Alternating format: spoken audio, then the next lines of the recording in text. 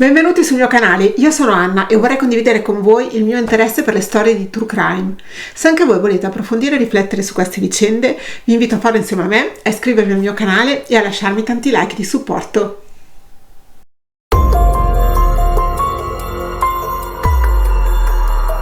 Il cadavere di un uomo ritrovato carbonizzato nel cortile dell'Università di Padova. Una famiglia dove non è concesso esprimere opinioni, uscire dai margini e comunicare serenamente. Oggi vi racconto la storia dell'omicidio del professor Pasimini. La mattina del 12 febbraio 2001, all'interno del cortile dell'Università di Padova, negli istituti di chimica e fisica, viene ritrovato un cadavere. Il corpo è stato cosparso di liquido infiammabile e poi è stato incendiato, rendendolo così irriconoscibile. Inizialmente gli inquirenti pensano che si tratti o di una disgrazia oppure del tentativo di togliersi la vita da parte di un soggetto emarginato. Ma poi emergono degli elementi che fanno cambiare completamente questo scenario. Le addette alle pulizie infatti trovano delle tracce di sangue lungo le scale che portano al centro interchimico e molto più sangue viene ritrovato nel bagno di quel reparto che si trova al primo piano rispetto agli 8 che compongono l'edificio. Purtroppo alcune tracce sono state eliminate proprio dalle addette alle pulizie, che inizialmente non si sono rese conto di trovarsi davanti alla scena di un delitto. Nel dipartimento è stato ritrovato anche un frammento di osso, probabilmente schizzato via dal cranio della vittima durante quella terribile aggressione. Un altro indizio arriva dagli operai che stanno lavorando alla ristrutturazione del Museo di Storia Naturale, che si affaccia proprio all'interno dello stesso cortile. Gli uomini affermano che è sparita una carriola rossa, la cui struttura metallica verrà riconosciuta all'interno del materiale bruciato. La squadra mobile ipotizza che la vittima sia stata aggredita, stordita oppure uccisa all'interno del centro interchimico e che poi sia stata trasportata proprio con quella carriola fino al muro attiguo a farmacologia dove gli è stato dato fuoco. L'ipotesi è che quel corpo appartenga al professor Luigi Pasimini, di 60 anni, che è il titolare della cattedra di Scienze dei Materiali. La polizia contatta la figlia Manuela, di 27 anni, che dichiara che stranamente il padre quella sera non è rientrato a casa. La polizia contatta anche l'altro figlio dell'uomo, Paolo, di 23 anni, che si dichiara subito estraneo ai fatti. Paolo racconta che il giorno precedente, la domenica, i due si erano recati insieme all'università. Non era infatti insolito che il professor Pasimini lavorasse anche il sabato e la domenica. Una volta entrati nell'ateneo, ognuno si era diretto nella propria area di lavoro. Il padre si era diretto nel suo studio, mentre Paolo era andato nell'aula studenti. Si erano rincontrati poi alla 1 per andare a casa a mangiare insieme ed erano rientrati al pomeriggio, ognuno sempre nel suo settore. Paolo racconta che intorno alle 16 è uscito di nascosto dall'università per recarsi a giocare in una ludoteca insieme al cugino Alberto e di essere rientrato alle 18. Paolo racconta poi di aver sentito degli strani rumori intorno alle 20:40 nel corridoio che collega il Dipartimento di Chimica Fisica con quello del centro interchimico e aveva visto spuntare il padre con una grossa valigia.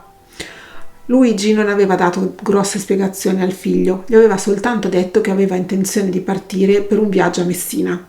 Paolo dice di essere uscito dall'università e di essersi recato alla fermata del bus e di aver aspettato il padre fino alle 20:50 senza vederlo, per vederlo poi successivamente recarsi verso la stazione con quella grossa valigia e poi di non aver più avuto notizie dell'uomo. Questa versione, rilasciata alla squadra mobile della questura di Padova alle 15:35 del 12 febbraio, cambia completamente poche ore dopo, alla 1:05 del 13 febbraio.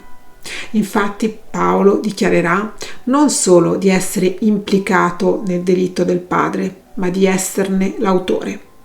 Paolo Pasimini confesserà di aver ucciso suo padre e di averne bruciato il cadavere. Qualche settimana prima era arrivata una telefonata a casa Pasimini. Era la segreteria didattica del Dipartimento di Chimica e Fisica, che avvisava che la professoressa Severin aveva urgenza di parlare con Paolo. La professoressa sospettava che sul registro d'esame fosse stata falsificata una firma. Paolo ha chiesto a questa professoressa di non dire nulla a suo padre perché voleva farlo personalmente. Il professor Luigi Pasimini era un uomo autoritario e molto esigente, soprattutto per quanto riguarda lo studio sia di suo figlio Paolo che di sua figlia Manuela. L'uomo era rimasto vedovo 14 anni prima del suo omicidio, nel 1987. Paolo all'epoca aveva 9 anni, mentre Manuela ne aveva 13, un'età molto delicata per entrambi. Per Paolo perché la madre rappresentava ancora la sua fonte di sicurezza, mentre Manuela era in piena adolescenza. I primi tempi dopo la scomparsa della donna, i nonni materni furono molto presenti e anche Luigi era presente e affettuoso. Ma questa cosa durò solo pochi mesi, poi i rapporti si deteriorarono. Nel 1990 Luigi, 3 anni dopo la morte della moglie, decide di risposarsi. Una decisione però sofferta e non condivisa da Paolo e Manuela, che non ebbero mai un buon rapporto con la matrigna, che era una professoressa di Mesagne, un piccolo paese in provincia di Brindisi, città natale di Luigi. Luigi aveva nevrotizzato l'impegno scolastico dei suoi figli. Decideva lui il loro piano di studio e se i risultati non lo soddisfacevano li sgridava con disprezzo, insultandoli, dicendogli che erano dei falliti. Non si poteva stabilire un dialogo con lui. Lui dettava legge, punto. A causa di questa situazione, Manuela era arrivata al punto di fingere di aver superato tutti gli esami di giurisprudenza. Ma una volta arrivata alla vigilia della presunta laurea, era arrivata al punto di tentare di togliersi la vita. Questo fatto aveva causato un forte esaurimento nervoso a Luigi e sua moglie aveva tolto definitivamente la parola a Manuela. Dopo questo fatto, Luigi decise di spedire Paolo a studiare in Puglia, in casa di sua moglie. Ne scaturirono furiosi litigi, in cui Luigi è arrivato a minacciare di morte il figlio Paolo. Una volta terminato il liceo, Paolo è tornato a Padova e si è iscritto alla facoltà di chimica, proprio dove lavorava anche suo padre. Ma come si sono svolti realmente i fatti? Quella domenica 11 febbraio 2021 Paolo e Luigi si sono recati insieme in università. Mentre percorrevano il corridoio che li portava ciascuno alle proprie postazioni, Paolo ha detto a Luigi di dover parlare con lui. L'uomo però non aveva tempo e ha chiesto al figlio di poter parlare dopo. Paolo è molto teso perché deve confessare al padre di quelle irregolarità riscontrate nel registro degli esami. Dopo il pranzo rientrano all'università e ciascuno di nuovo si reca alla propria postazione. Alle 16 Paolo esce per rientrare alle 18 senza che Luigi si accorga di nulla. Poi comincia ad aspettare il padre nel corridoio, andando avanti e indietro. Quell'attesa a causa del ritardo del padre non fa che aumentare il suo nervosismo. Finalmente alle 20:30 Luigi esce dal suo ufficio e i due si incontrano nel corridoio. Finalmente Paolo può confessare a Luigi il problema dell'irregolarità nel registro. Paolo ne parla col padre e spiega di aver parlato già con i professori e che tutto è sistemato, ma Luigi si agita, si innervosisce, si scaglia contro il figlio. Gli urla di essere un mangiatore a UFO e di essere un fallito e poi lo colpisce con la valigetta in cuoio che ha in mano. I due discutono animatamente, poi Paolo perde il controllo. Sferra un pugno al mento con il destro, mentre col sinistro tira l'uomo per la giacca. Il colpo è estremamente violento. Luigi cerca di reagire, ma Paolo sferra altri calci e pugni. Un calcio sferrato nello stomaco lo fa indietreggiare e un pugno in faccia lo fa cadere. Cadendo l'uomo pesta la testa sullo spigolo di una bacheca. L'uomo finisce a terra, esanime, si muove lentamente e rantola. Dalla testa sanguina copiosamente.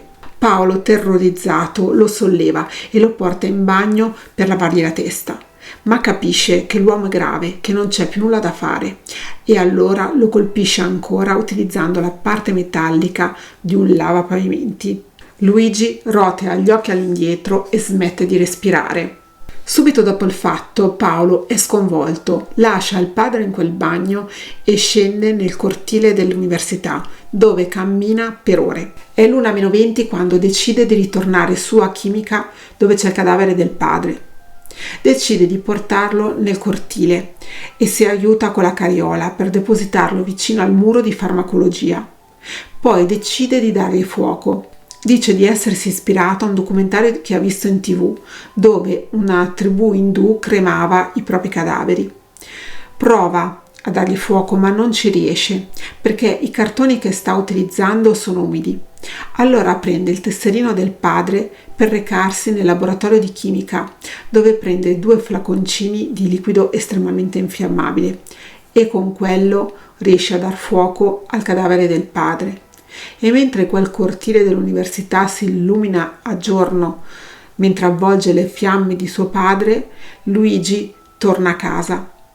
Durante il tragitto, dove dice di aver vomitato più volte, si libera però anche del suo giubbotto insanguinato e della scheda del padre. Il processo di primo grado davanti alla Corte d'Assise di Padova ricostruisce l'inferno in cui Paolo e la sorella, orfani della mamma, vivevano nella casa paterna, sostenuti dall'amore della nonna, ma vessati da un padre padrone troppo severo, esigente, freddo.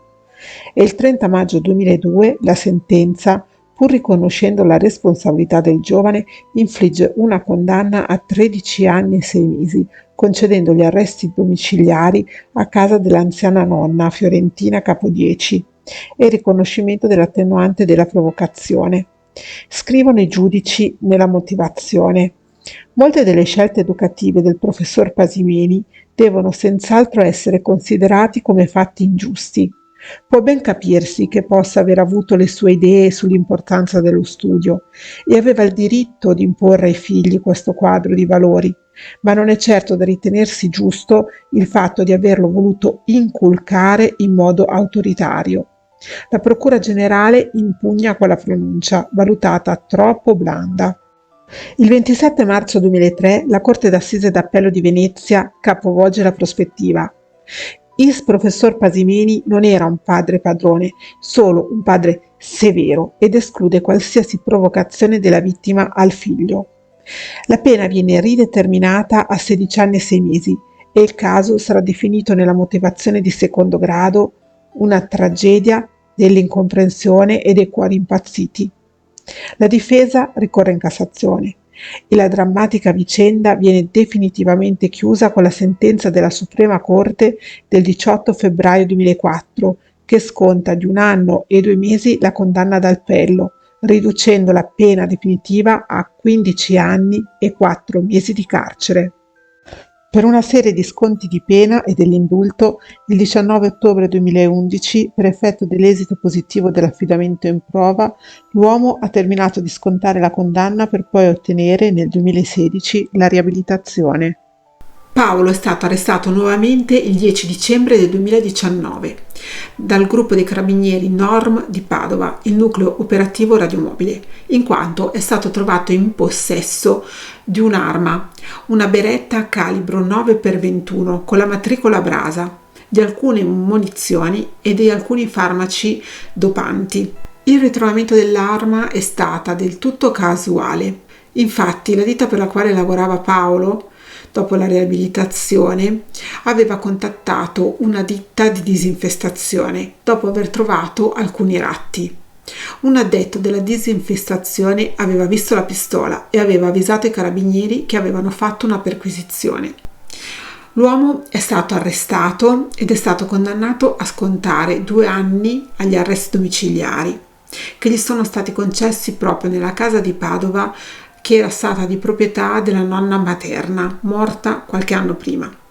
Quella nonna che gli era stata molto vicina quando era in carcere a causa dell'omicidio del padre. La vicenda gli è costata prima la sospensione dal lavoro e poi il licenziamento. Ma le disavventure di Paolo non terminano qua. L'uomo infatti è stato indagato per aver intrattenuto rapporti con l''ndrangheta, mentre il 9 aprile del 2021 è finito nel registro degli indagati per doping. Attualmente è ancora agli arresti domiciliari.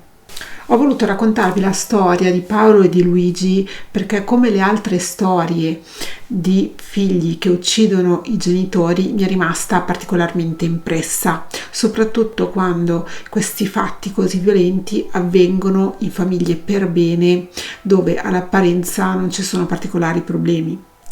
Magari nella famiglia di Paolo qualche problema più evidente c'era, ma nulla che potesse fare immaginare un epilogo di questo tipo. E voi vi ricordavate di questa storia?